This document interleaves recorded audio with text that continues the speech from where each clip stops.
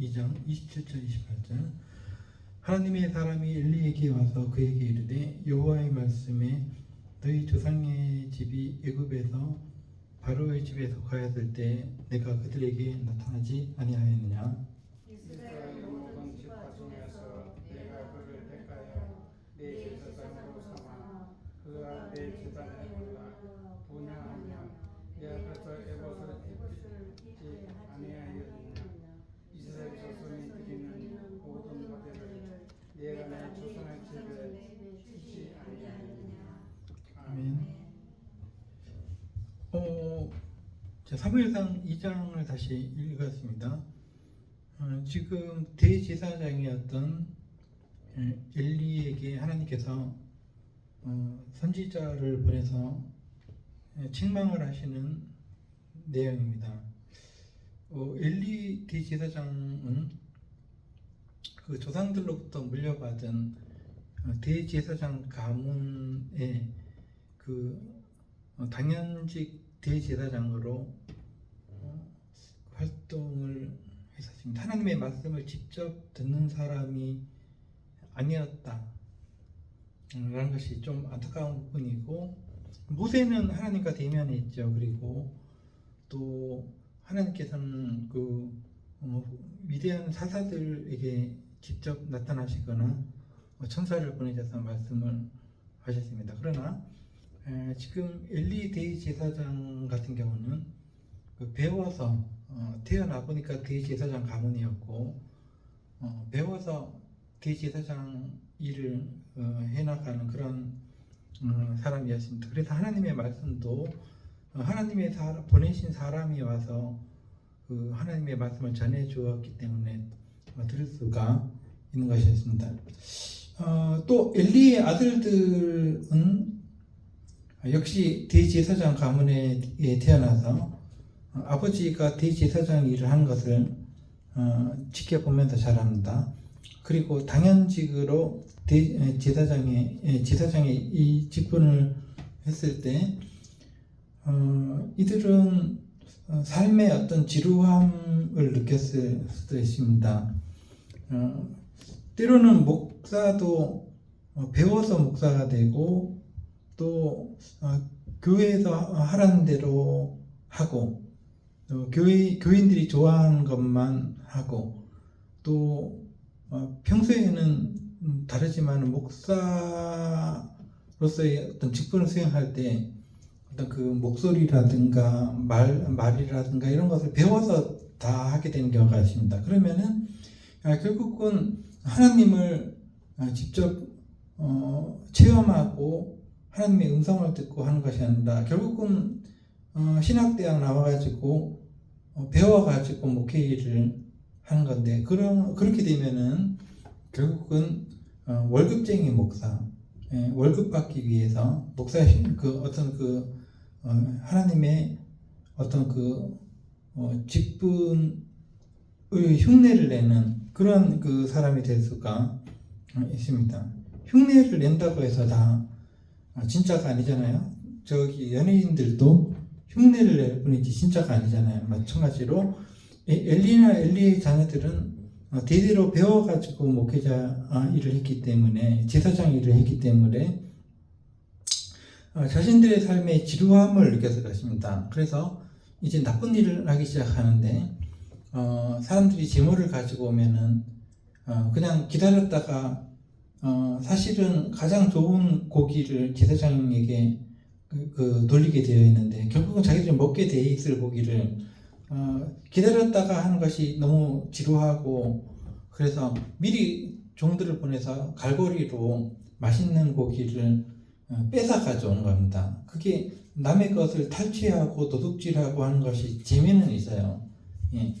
지루하게 앉아가지고 맨날 받아먹기만 하는 것보다도 가가지고 갈고리로 제사 지내기도 전에 음식을 이렇게 막 찍어가지고 온다든가 하는 게 재미는 있을 겁니다. 또 이들은 하도 지루하니까 그 제사 드린 장소에서 수종들은 여자들을 건드립니다. 건드려서 성적인 쾌락을 맛보죠. 그러니까 그 배워서 하는 사람들은 약점이 거기 있습니다. 하나님을 만나지도 못했고 조상 대대로부터 가르쳐 준 것을 배워서 제사 지내는데 도움을 주고 오늘날 목회자들 같은 경우는 설교도 베껴서 하고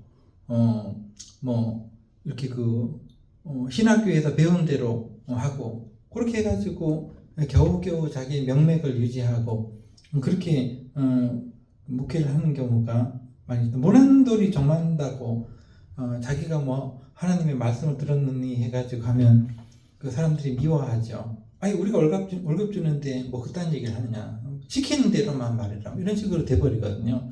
그렇게 하다 보니까 너무나 지루한 거예요. 그래가지고 그냥 이런저런 하나님 앞에서 참 하지 못하는 일을 한 것입니다. 그래서 하나님께서 나타나셔서 엘리에게 사람을 보내서 이렇게 말씀하십니다. 너희가 어찌해서 그렇게 했느냐. 내 29절에 보니까 내 아들들을 나보다 중히 여겨서 라는 말이 나옵니다. 즉 아들들이 그렇게 잘못을 했을 때 엘리가 아들들의 어떤 잘못된 행동, 제사드릴 고기를 훔쳐 가져온다든가 강탈해 가져온다든가 또 성막에서 수종드는 돕는 여자들을 건드린다든가 성적으로 그런 것을 이제 막지를 못했습니다. 왜 막지 못했을까? 그것은 사실은 자녀들을 막을 수 없는 것이 자녀들인 것 같습니다.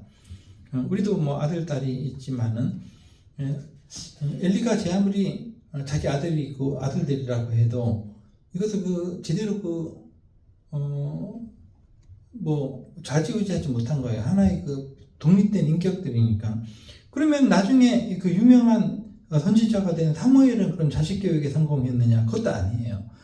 사무엘상 8장에 보니까 사무엘의 아들들이 있었는데 이 사람들도 역시 사무엘 아버지 위대한 선지자 아버지 사무엘을 본받지 못했습니다. 사무엘상 8장에 보니까 사무엘은 제사장으로서 결혼을 했죠. 결혼했습니다. 아들들을 낳았는데 장자의 이름은 요엘이고 요엘은 하나님은 나의 그러니까 여호와는 나의 하나님이시다 이런 뜻입니다. 그리고 그 이름을 참 잘 지었죠. 아기들 낳아서. 둘째는 차자의 이름은 아비아라. 이 말은 야훼는 나의 아버지시다.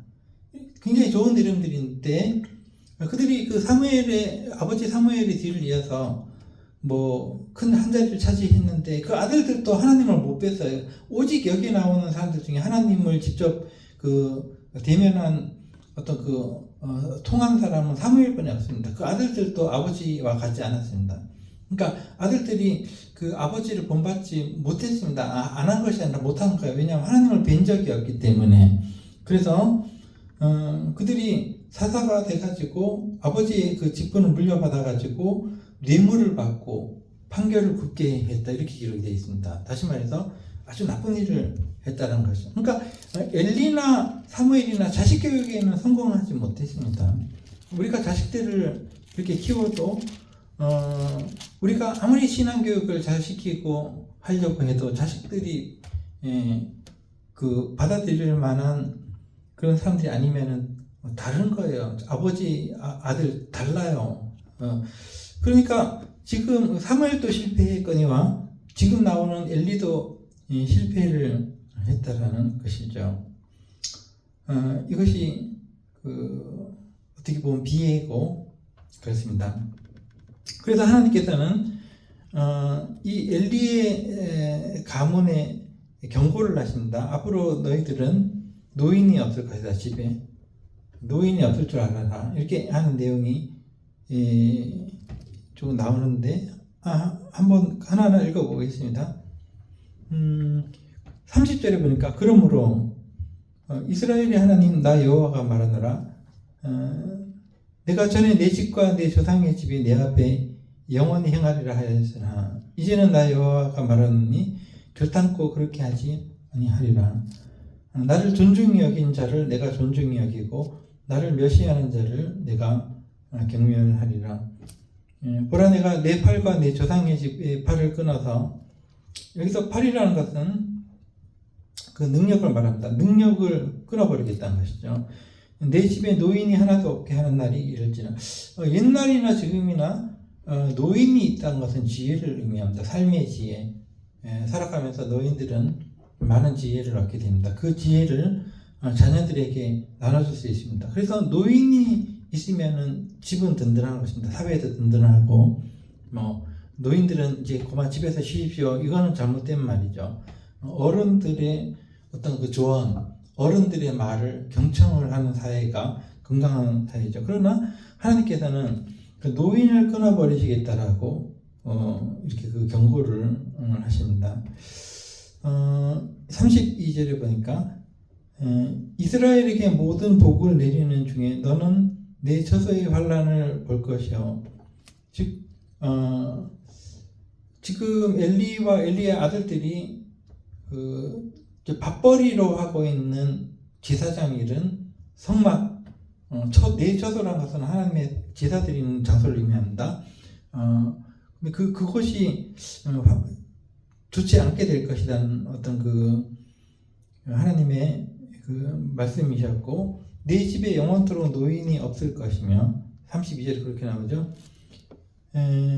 33절, 내 제단에서 내가 끊어버리지 아니할 네 사람이, 이 말은 너희에게 후손이 있긴 있어도 너무나 약해가지고 네 사람이 그럼 네 후손이라는 얘기입니다. 너무나 약해서 내 눈을 세잔하게 하고, 이 말은 너가 자손들을 볼 때 너무나 자식들이 약해가지고 너는 걱정거리가 될 것이, 너의 걱정거리가 될, 자녀들을 볼 때 이만하면 됐다라는 어떤 뿌듯한 어떤 것은 느껴야 되는데, 그렇게 되지 못하고 자녀들을 볼 때 너무나 약하니까 좀 걱정이 태산이다, 자녀들 때문에. 이렇게 만들겠다는 것입니다. 그래서 여기 33절에 네 사람이 내 눈을 세잔하게 하고, 즉 자녀들을 볼 때 걱정거리가 쌓이고 내 마음을 슬프게 할 것이고, 즉 너는 자녀들을 볼 때, 자손들을 볼 때 마음이 슬플 것이다. 그 정도로 이 가문을 몰락시키겠다는 거죠, 하나님께서. 내 집에서 출산되는 모든 자가 젊어서 죽을 것이다. 내 두 아들들도 한날에 죽임을 당할 것이다. 그것이 내 말에 대한 증거가 될 것이다. 이렇게 말씀을 합니다. 그러나 35절에 보니까 하나님께서 내가 나를 위해서 충실한 제사장을 일으킬 텐데, 이제 대신 하시겠다는 것이 어떤 사람들을, 그 사람들은 마음에 꼭 맞을 거다라는 어떤 말씀이고, 그렇게 되어서 마지막 절에 보니까 그 엘리 제사장과 그 아들들의 어떤 그 잘못된 행위 때문에 그 후손들이 제사장 일을 하긴 해도 빌어먹고 사는 제사장이 될 거다. 너무나 약해가지고 하나님께서 따로 세우신 제사장에게 가가지고 제발 제사장 일을 떡 한 덩이만 받고라도 해줄 수 있게 해주십시오라고 빌 정도로 빌어먹고 사는 제사장들이 될 것이다. 이렇게 했습니다. 자, 이 말씀들 속에서 우리가 생각할 수 있는 것은 아까도 얘기했듯이 하나님의 그 음성을 듣지 못하고 하나님과 통하지 못한 제사장 가문의 몰락입니다. 그러나 이게 그 하나님의 은혜를 못 받았기 때문에 그런 것이고, 사람으로서는 어쩔 수 없는 것이 엘리나 엘리 제사장 자녀들이나, 그래서 그렇게 될 수밖에 없었던 거고, 사무엘도 역시 사무엘은 하나님을 직접 3장에 나옵니다. 사무엘은 하나님의 음성을 직접 들은 사람입니다. 늘 하나님의 음성을 들었고, 이 사람 외에는 사무엘의 자녀들까지도 하나님을 뵙지 못하는, 그래서 뇌물을 받고 제사장 일을 하는 그런 망할 자녀들이 되었습니다. 그러니까 이유는 뭐냐면은, 우리가 신앙생활하는 것이 우리의 배운 지식으로 하는 것이 아닙니다. 누구인데 배워가지고 신앙생활하는 것이 아닙니다. 누구 걸 베껴가지고 기도하고 누구 걸 베껴가지고 뭐 기독교인 인척하고 그것이 결코 좋을 수가 없습니다. 그것보다는 하나님의 은혜를 받고 하나님과 통해야 됩니다. 사무엘처럼 하나님과 통한 사무엘의 이야기가 3장에 나오는데 우리는 배워서 하나님의 자녀가 되는 것이 아니라 하나님의 은혜로 하나님을 느끼고 체험하고 뵙고 하나님의 음성을 듣고 이런 그 과정들을 통해서 진정한 하나님의 자녀가 되기를 기도하는 마음으로 우리의 신앙생활을 해나가도록 해야 되겠습니다. 기도하겠습니다.